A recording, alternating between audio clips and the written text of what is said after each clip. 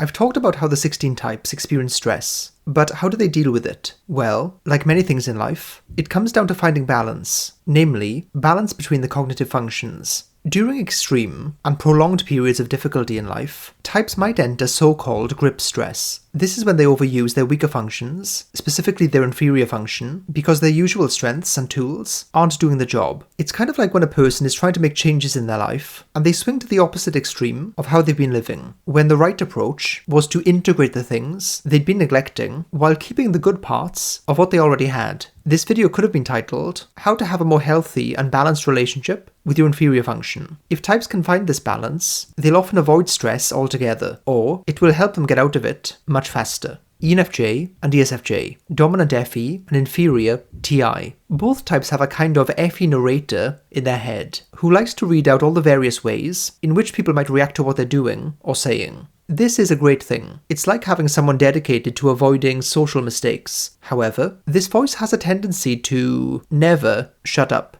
TI is the alternative voice. TI is a critic. It's the, well, that was stupid voice. It's the thing that catches inconsistency and shines a pointed light on the hypocrisy of people and the world. It's not a disagreeable thing, but it doesn't care to be either agreeable nor disagreeable. It is, in its aspiration, impartial. ENFJs and ESFJs should integrate the mindset that some decisions should be made from a place of utter, cold detachment. Sometimes, what other people might think or feel is completely irrelevant and counterproductive to your own advancement in life. What you do with those conclusions that TI gives you is another thing entirely, but it's essential that you know them, your impartial assessment of a situation, person, or decision. As the phrase goes, speak softly and carry a big stick. In other words, by all means FE, but make sure the TI is there in your back pocket when you need it. ESTP and ESFP, dominant SE and inferior NI. Both types are frenetic whirlwinds at times. Their daily plans often don't elevate beyond get up and go. Their preference is to catch that wave of momentum and ride it full force. They want to be led by desire and for a path to emerge organically from that approach. However, in practice, that alone cannot work. They eventually realize that they need to decide on a trajectory.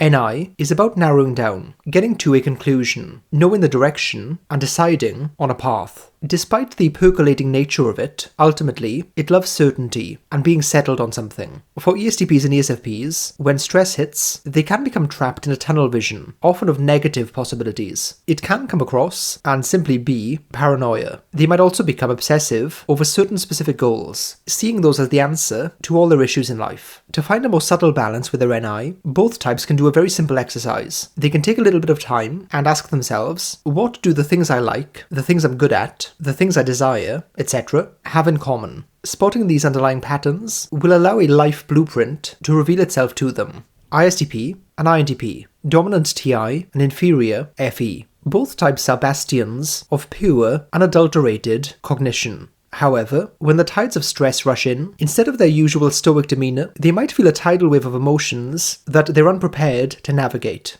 This can be as much a shock to them as it is to the people around them. There is a simple, but to these two types, probably very cringe-inducing practice that they can get into. When feeling something, especially something unpleasant or uncomfortable, simply state what it is. This is far easier for them to do when the content is something that they think, but something they feel, not so fun. The purpose is to, in the same way a reflex action bypasses the central nervous system, communicate their feelings without first processing them intellectually. Expressing pre-processed and analysed feelings is actually very healthy and mature, but it can also be a recipe for repression, and repressed things always boil over in the end. Regardless of what type you are, there are certain things that stress all of us. We're all chasing that perfect balance in life, a time where our minds aren't cluttered, where stress takes a backseat, and where quality sleep isn't a distant dream. This is where Aura comes in, the all-in-one wellness app designed especially for you. Constantly juggling time zones and also being a nocturnal, vampiric creature, finding a balance with sleep is hard. But with Aura, finding that became easier. It isn't just another wellness app, it's an experience tailored for you. For me, a personalised approach is the only thing that works. There isn't a universal formula for mental well-being, or well-being in general. That's why Aura stands out. It evolves with your needs. One day, you might want to de-stress and unwind. Another, you might want more focus and concentration. And sometimes, you might just want to take your mind to a more relaxing state for its own sake. With a vast library crafted by the world's leading coaches, therapists, and even storytellers, Aura offers a holistic approach to well-being. Whether you're seeking mindfulness techniques, sleep tracks, or a bit of life coaching, it's all under one digital roof. And for those days when you need that extra push, Aura's personalized recommendations ensure you find tranquility morning through night. With Aura, say goodbye to restless nights. Discover sleep tracks crafted just for you, ensuring you wake up more refreshed, recharged, and ready to face the day. You can get started completely for free if you follow this link in my description. The first 500 people get a free trial, plus an exclusive 25% off.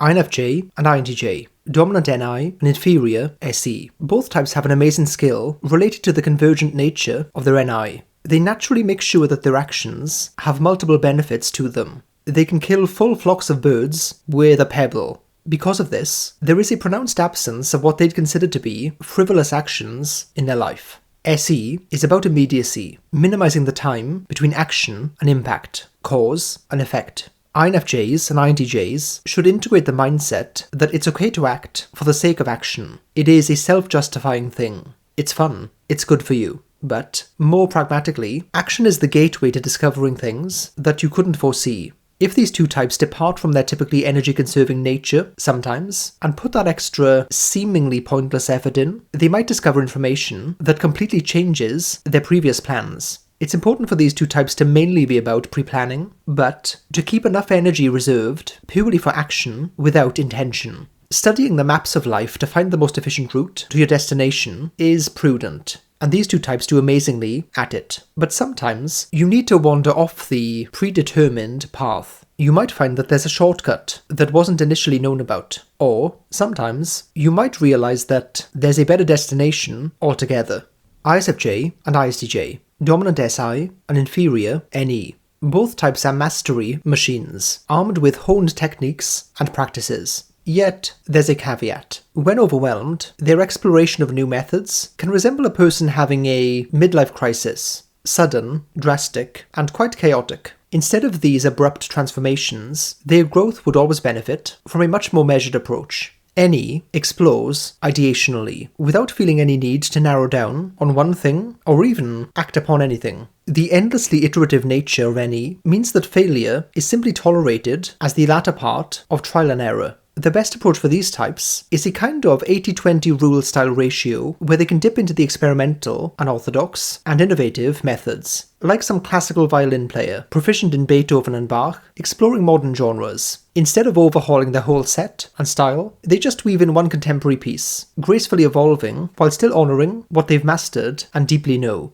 ENTJ and ESTJ, dominant TE and inferior FI. The way I think of ENTJs and ESTJs experiencing their FI grip is in those kind of archetypical stories of people who become high-flying lawyers or bankers, but then one day, abruptly, just quit and leave to follow a passion that might not pay much, or go live in the countryside and adopt an entirely different lifestyle. These are positive things. However, if these types have integrated their values in a more balanced way, there's no reason for things to get that bad in the first place. There is a simple question that both types can ask themselves, which will help them identify what's in line with their personal values and preferences. What is something that I enjoy doing that I'm objectively not good at? Both types are competence machines. They optimize in astonishing ways. If there is something that they will gladly do, even though they can't reach those heights, then that's really a good pointer. Often these things will just be hobbies and interests, and those things are important in and of themselves. But sometimes they can show what matters to them at that core level. From there, they can craft a life, or career even, that ticks the competence and meaning box for them. ISFP and INFP, dominant FI and inferior TE. Both types have a certain inner steel to them. This, in part, comes from the power of knowing what they want and who they are. It seems simple, but one quick scan through the list of people you know will reveal that, for many, this is missing in their life. People do stuff and commit to things, such as careers, that may last for decades, or relationships that aren't fulfilling, without ever truly asking whether this suits them, i.e., the authentic them. So what's the problem? Again, it's that they're imbalanced when it comes to their inferior function of TE.